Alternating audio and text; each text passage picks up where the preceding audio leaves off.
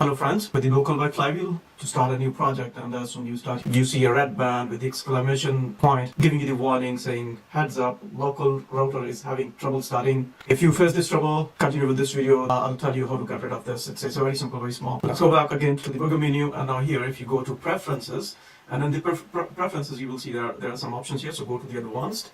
In the router mode, click on the router mode.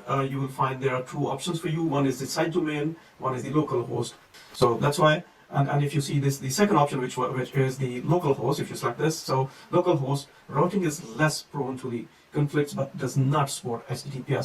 So just select the second option, local host, apply it, and close the menu. Go back here, say start. Okay, the site is already running. It gives you a warning that your URL does not match, so you can just say fix it. I mean, it will rewrite the URLs. Now your site is ready to go. So if you just press view site, you will just see site is running.